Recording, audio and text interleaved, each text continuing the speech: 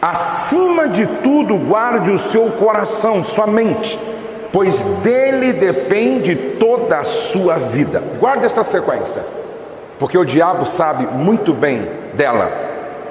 Primeiro é pensamento, depois sentimento, depois ação, depois resultado. Guardaram? Pensamento, sentimento, ação e resultado. Então, a forma como eu penso vai determinar como eu sinto, e o meu sentimento vai determinar a minha ação e o meu comportamento, e o meu comportamento vai determinar qual resultado eu vou ter. Então é pensamento, sentimento, ação e resultado. Guarde isso. Os problemas das pessoas estão enraizados em padrões de pensamentos negativos e mentirosos. Qualquer problema que uma pessoa tenha, esse problema está enraizado em padrões de pensamentos negativos e mentirosos. E agora, você precisa entender que Satanás, que é um psicólogo milenar, oferece formas de pensar erradas. A decisão é sua, é minha, de aceitar esta forma de pensar ou não. Eis a razão porque Paulo orienta: e não vos amoldeis com a forma de pensar desse mundo tenebroso, desse sistema que está aí, dessa cultura que está aí. O Satanás oferece formas de pensar erradas. Ele é um mentiroso. Ele diz coisas sobre nós mesmos, sobre outras pessoas e sobre circunstâncias que simplesmente não são verdadeiras. Preste atenção que ele não diz para você a mentira de uma vez só. Ele começa bombardeando a sua mente com um padrão delineado de pequenos pensamentos inoportunos, suspeitas, dúvidas, medos, questionamentos e teorias. Ele se move vagarosamente e cautelosamente. Afinal de contas, presta atenção, planos bem elaborados levam tempo. Lembre-se, ele tem uma estratégia para a queda, e ele tem nos estudados há um longo tempo.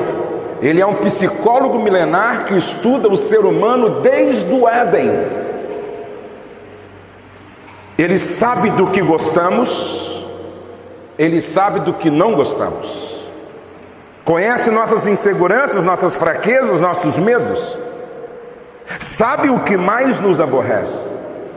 Ele está pronto para investir o tempo que for necessário para nos derrotar. Você sabia que um dos pontos fortes de Satanás é a paciência? O diabo não tem pressa. Agora veja como Paulo conhecia bem sobre isso. 2 Coríntios capítulo 10, verso 4 ao 5, Paulo respondendo a muitas perguntas da igreja de Corinto, ele diz assim, olha, leia comigo. 2 Coríntios capítulo 10, verso 4 ao 5. As armas com as quais lutamos não são humanas. As armas da nossa milícia não são carnais, pelo contrário, são poderosas em Deus para destruir fortalezas. Paulo tinha em mente a fortaleza que havia muito próximo da igreja para a qual ele estava escrevendo. Ele tinha em mente essa fortaleza que era um lugar de esconder ou para esconder. E ele está dizendo que Satanás, para nos destruir, levanta na nossa mente fortalezas mentais.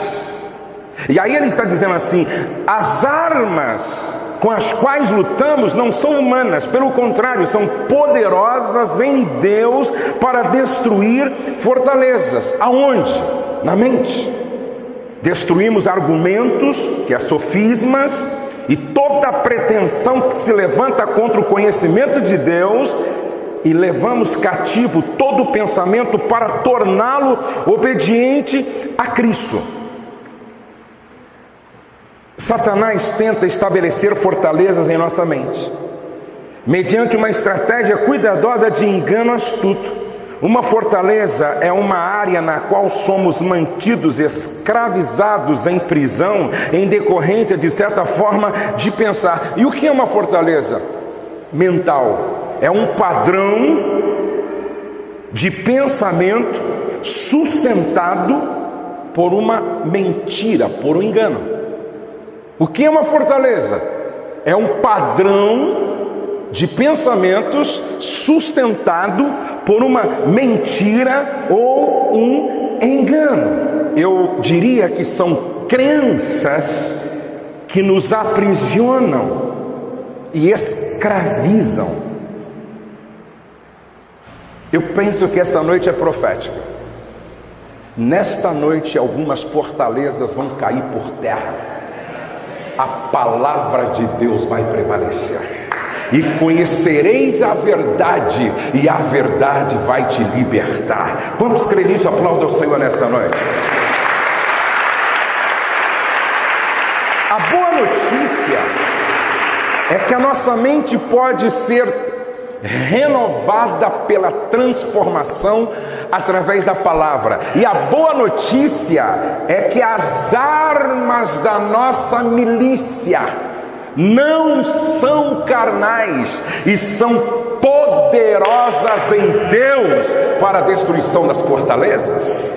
Aí Paulo escreve aos Coríntios assim, 1 Coríntios 2:16: nós, porém, temos a mente de Cristo. Nós, porém, temos a mente de Cristo. Quando o cristão vence a batalha na mente, quando ele alinha os seus pensamentos com os pensamentos de Cristo.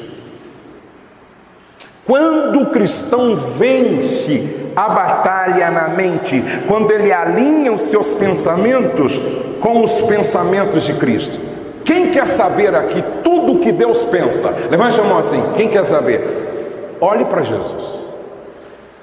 Jesus é a expressão de tudo o que Deus pensa. Agora, quantos querem saber o que Jesus pensa? Levante a mão assim, por favor. Aí você tem que olhar para o Evangelho. Leia o Evangelho. Se Jesus é a expressão dos pensamentos de Deus, o Evangelho é a expressão dos pensamentos de Jesus. Agora preste atenção. Na carta aos Filipenses, no capítulo 2, o apóstolo Paulo dá uma instrução para aquela igreja. E olha, eu fiz questão de transcrever a versão da Bíblia, a mensagem. Capítulo 2, só ouça, porque talvez você não tenha aí em mãos essa tradução. Ele diz assim: tentem pensar como Cristo Jesus pensava. Tentem pensar como Cristo Jesus pensava.